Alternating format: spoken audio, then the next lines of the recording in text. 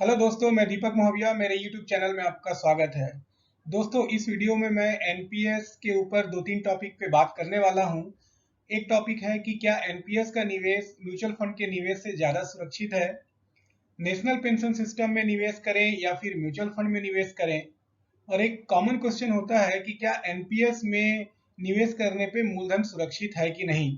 तो टाइम नहीं गंवाते हुए आगे बढ़ते हैं और जानने की कोशिश करते हैं एनपीएस के बारे में कुछ जानकारी। तो यहाँ पे पहला क्वेश्चन कि क्या एनपीएस का निवेश म्यूचुअल फंड के निवेश से ज्यादा सुरक्षित है, इसको समझने की कोशिश करते हैं। उसके लिए समझते हैं कि एक एनपीएस इन्वेस्टर है जो कि एनपीएस में अपना पैसा जमा कर रहा है। अब आपको मालूम है कि एनपीएस में जो पैसा जमा होता है वो उसको तीन कैटेगरी के लोग जमा कर सकते हैं। एक तो गवर्नमेंट एम्प्लॉय जिनके लिए तो मैंडेटरी है, उसके बाद में कॉर्पोरेट एम्प्लॉय और इंडिविजुअल, ये भी एनपीएस में पैसा जमा कर सकते हैं। तो एनपीएस में जो पैसा जमा करते हैं उसका होता क्या है। तो एनपीएस में जो पैसा जमा होता है उसका यूज म्यूचुअल फंड स्कीम खरीदने में ही होता है। ऐसा नहीं कि एनपीएस में जो आप पैसा जमा करते हो उसको कोई गवर्नमेंट स्कीम में या गवर्नमेंट कुछ दूसरे पर्पस के लिए यूज करती है, ऐसा नहीं है। नेशनल पेंशन सिस्टम में जो पैसा आपका जमा होता है वो म्यूचुअल फंड स्कीम्स को ही खरीदने में लगता है। हालांकि उसमें अलग अलग चॉइस होती है, जैसे कि एक्टिव चॉइस या ऑटो चॉइस, बट वो बेसिकली एसेट अलोकेशन के लिए होती है। लेकिन at the end mutual fund scheme खरीदने में ही वो पैसा लगता है। तो अब अगर म्यूचुअल फंड स्कीम खरीदने में वो पैसा लगता है तो फिर उसमें जो रिटर्न होगा वो बेसिकली जो फंड वैल्यू होगा वही वो रिटर्न होगा। ठीक है। अब ये देखते हैं कि जो अगर म्यूचुअल फंड इन्वेस्टर है वो म्यूचुअल फंड में पैसा जमा करता है तो उसमें क्या होता है वो भी हमें मालूम ही है कि अगर कोई म्यूचुअल फंड में पैसा जमा करता है तो वो पैसा जो है म्यूचुअल फंड स्कीम्स खरीदने में जाता है। और फिर वो म्यूचुअल फंड स्कीम जो है वो फिर अगेन उसका रिटर्न डिपेंड करता है कि वो फंड वैल्यू कितनी है। तो अब अगर हम एनपीएस और म्यूचुअल फंड ये दोनों को अगर हम कंपैरिजन करते हैं कि सुरक्षित कौन ज्यादा है या कौन कम है, तो यहाँ पे एक क्वेश्चन आता है जो खासकर एनपीएस इन्वेस्टर सोचते होंगे कि क्या गवर्नमेंट की कोई गारंटी है क्या एनपीएस में। तो दोस्तों यहाँ पे ऐसा कोई गारंटी गवर्नमेंट की नहीं है। हाँ, गवर्नमेंट ने इसको मैंडेटरी कर दिया है गवर्नमेंट एम्प्लॉय के लिए, पहला चीज। और दूसरा चीज ये कि इसका पर्पस जिसको हम नेक्स्ट स्लाइड में देखेंगे कि इसका मेन पर्पस क्या है। बट अदरवाइज अगर आप सुरक्षित सोचते हो तो नॉर्मल म्यूचुअल फंड और एनपीएस दोनों ही एक प्रकार से व्यवहार करते हैं। तो अगला स्लाइड इंपॉर्टेंट हो जाता है ये जानने के लिए कि एनपीएस में कब निवेश करें और म्यूचुअल फंड में कब निवेश करें। तो आगे बढ़ते हैं। तो यहाँ पे आपको यह समझना होगा कि जब आप एनपीएस में निवेश करने की बात कर रहे हैं या फिर म्यूचुअल फंड में निवेश करने की बात कर रहे हैं तो सबसे पहला क्वेश्चन आपको खुद सोचना है कि आपका पर्पस क्या है। अब जब हम कोई निवेश करते हैं तो ऑब्वियस है कोई ना कोई पर्पस के लिए करते हैं, चाहे वो शॉर्ट टर्म गोल हो, लॉन्ग टर्म गोल हो या फिर आपका रिटायरमेंट का प्लानिंग का हो। तो जो नेशनल पेंशन सिस्टम नाम से ही पता चल रहा है कि ये बेसिकली रिटायरमेंट के हिसाब से बनाया गया है। तो इसमें होता यही है कि जब आप पैसा जमा करते हो तो वो पैसा जो है आप कब निकाल सकते हो, 60 साल जब आप रिटायर होते हो उस समय पैसा निकलेगा।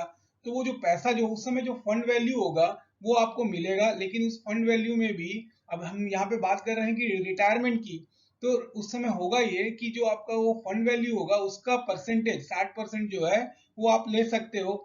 40% जो है वो कंपल्सरली आपको एक एन्युटी प्लान खरीदने में लगाना पड़ेगा। तो वो जो एन्युटी प्लान खरीदने में जो पैसा लगेगा उसमें जो वो आपको मासिक जो पेंशन मिलेगा वही वो एक पेंशन है। तो ऐसा नहीं कि इसमें कोई गारंटीड वन है, ऐसा कोई गारंटी पेंशन नहीं है। आपका जो फंड वैल्यू है उसके हिसाब से ही जो आप पैसा आप एन्युटी प्लान खरीदने में लगाएंगे और उस समय जो इंटरेस्ट चल रहा होगा उसके हिसाब से आपको वो पेंशन अमाउंट मिलेगा। तो जब पर्पस की बात करते हैं तो यस, आपका पर्पस रिटायरमेंट का के लिए है और आप एक डिसिप्लिन्ड वे में जहाँ पे आप चाहते हैं कि आप पैसा एक बार जमा करते हो लॉग्ड इन हो जाए, तो फिर नेशनल पेंशन सिस्टम जो है वो बेस्ट है।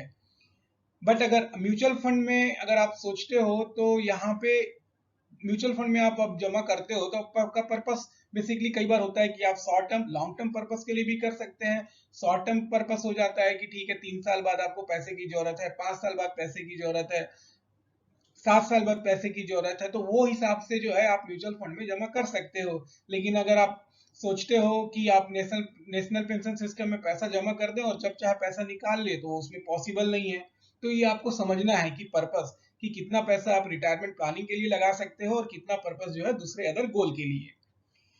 यहाँ पे इंपॉर्टेंट आ जाता है कि एक्सपेंस रेशियो हमने पिछले स्लाइड में देख लिया है कि नेशनल पेंशन सिस्टम और mutual fund basically at the end जो है म्यूचुअल फंड स्कीम में ही पैसा जमा होता है। तो यहाँ पे अब इन्वेस्टर को फायदा कब होगा? फायदा तब होगा जो एक्सपेंस रेशियो है जिसमें कम होगा। और बेस्ट पार्ट ये है कि नेशनल पेंशन सिस्टम में एक्सपेंस रेशियो कम होता है। तो जब आप नेशनल पेंशन सिस्टम में आप अपना पैसा जमा करोगे तो उसमें जो रिटर्न मिलेगा वो सेम स्कीम, अगर मैं बोलता हूँ कि दोनों स्कीम सेम है, नेशनल पेंशन सिस्टम में भी सेम स्कीम में पैसा जमा हो रहा है और म्यूचुअल फंड में भी सेम स्कीम में पैसा जमा हो रहा है, तो उसके बाद में अगर आप रिटर्न कैलकुलेट करोगे तो नेशनल पेंशन सिस्टम में जो रिटर्न है वो आपका ज्यादा होगा क्योंकि उसमें एक्सपेंस रेशियो कम है। फिर आता है, ये इंपॉर्टेंट है और यही एक मेन कारण होना चाहिए आपका अट्रैक्शन नेशनल पेंशन सिस्टम में जाने के लिए, और वो ये है कि इनकम टैक्स बेनिफिट। अब हम म्यूचुअल फंड में तो मालूम है कि ईएलएसएस स्कीम, एक ईएलएसएस स्कीम ही होता है जिसमें आपको म्यूचुअल फंड में जमा पैसा आप करते हो तो आपको फायदा मिल जाता है, और उसमें भी लेकिन 3 साल का लॉक इन पीरियड होता है और सभी स्कीम ऐसा ऑफर नहीं देती है, पहला चीज। लेकिन अगर आप नेशनल पेंशन सिस्टम में आप पैसा जमा करते हो तो सबसे पहले तो वो एक सेक्शन 80C वाला जो है आपको 1.5 लाख का जमा करने पे जो टैक्स बेनिफिट मिलता है वो मिल जाता है। उसके बाद में फिर जो एम्प्लॉयर का कंट्रीब्यूशन वाला जो पार्ट है उसमें आपको बेनिफिट मिल जाता है।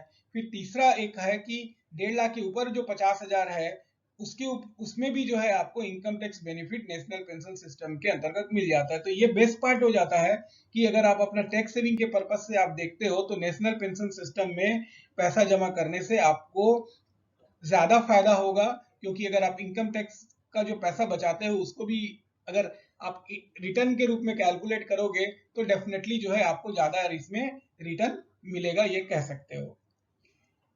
अच्छा, अब बात ये आ जाती है कि जब आप नेशनल पेंशन सिस्टम में आप निवेश करते हो तो होता यह है कि आपने तो उसमें पैसा लगा देते हो, अब उस समय आपके पास में क्या है, एक अम्ब्रेला है नेशनल पेंशन सिस्टम।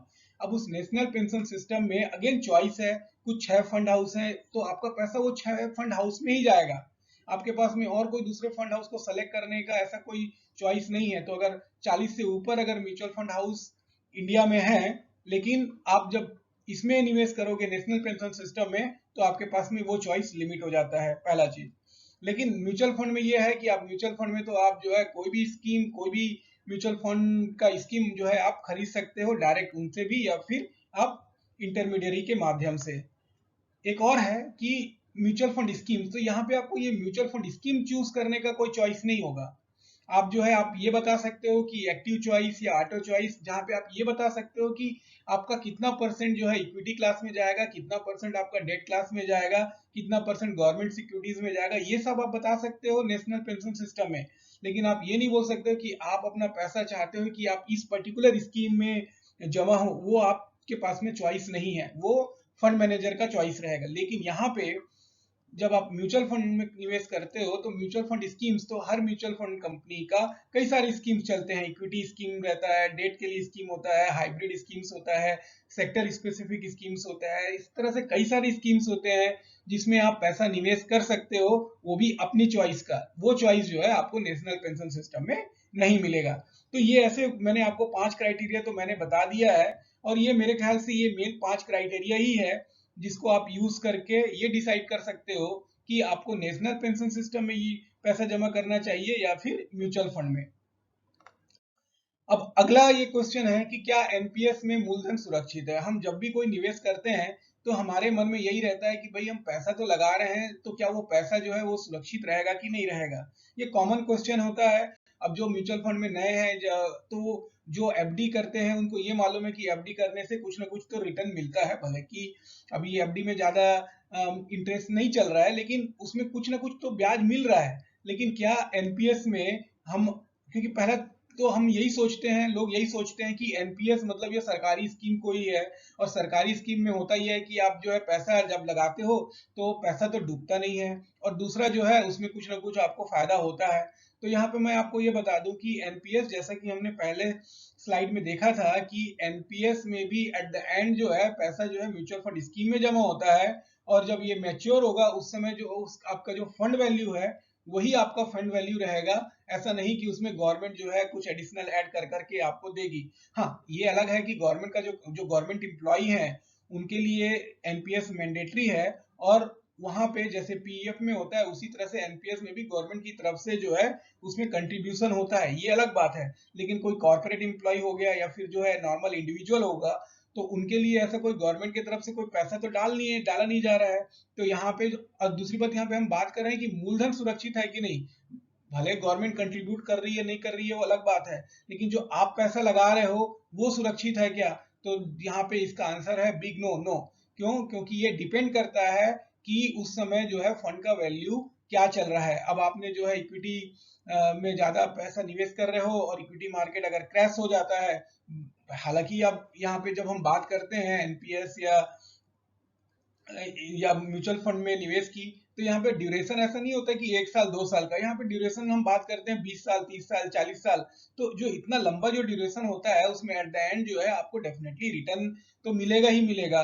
लेकिन बात यह है कि वर्स्ट भी पॉसिबल है, और उस वर्स्ट में ये क्वेश्चन कि क्या एनपीएस में मूलधन सुरक्षित है, तो उसका आंसर है नहीं। तो आपको ये सब चीजें बिल्कुल जानना जरूरी है।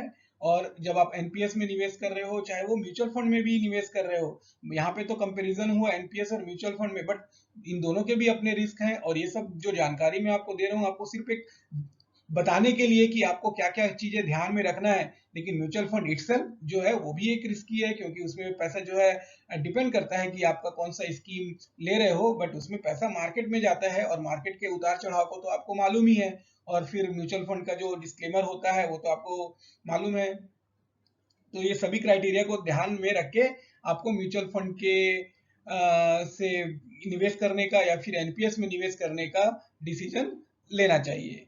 अच्छा, अब आप लोग को ये लगता है कि आपके में म्यूचुअल फंड के बारे में थोड़ी कम जानकारी है, आप चाहते हो कि म्यूचुअल फंड के बारे में एक्सप्लोर करें और ज्यादा जानें, ताकि जब आप म्यूचुअल फंड में निवेश करें तो आप सही तरीके से निवेश करें। तो उसके लिए मैंने उडेमी में एक कोर्स लॉन्च किया है, the complete mutual fund course, जिसमें मैंने कोशिश की है कि आपको मैं जो जानकारी आपको चाहिए एक म्यूचुअल फंड को खरीदने के लिए, जैसे आपने कभी म्यूचुअल फंड खुद से खरीदा नहीं है और आप चाहते हो कि म्यूचुअल फंड खरीदो, तो उसके लिए मैंने जो है काफी डिटेल्ड वे में आपको बताया है। म्यूचुअल फंड के प्रकार के बारे में बताया है, टैक्सेशन के बारे में बताया है, और जो मुझे लगा कि जो जानकारी आपके पास में होनी चाहिए in terms of risk profiling से लेके जो भी टॉपिक जो मुझे लगा कि आपको चाहिए, तो वो मैंने इस कोर्स में डाला हुआ है। और मुझे आशा है कि आप इस कोर्स को लेंगे और म्यूचुअल फंड के बारे में अपनी जानकारी को ज़्यादा बढ़ाएंगे। इसके अलावा आप अमेजोन में prepare yourself with ABC of mutual fund या मेरा बुक है, इसमें भी आप फ़ायदा उठा सकते हैं इससे। और फिर उसके अलावा जो है यूट्यूब में मैं रेगुलरली म्यूचुअल फंड टॉपिक के ऊपर, और उसके बाद में फिर मैं गवर्नमेंट की अलग स्कीम्स वगैरह के बारे में भी वीडियो डालते रहता हूँ। तो उससे भी आप फायदा उठा सकते हैं। दोस्तों, आप मेरे वीडियो को अपने दोस्तों में भी जरूर शेयर करें ताकि वो भी इसका फायदा उठा सकें। अभी के लिए दोस्तों इतना ही, इंतजार करिए मेरे अगले वीडियो का। धन्यवाद।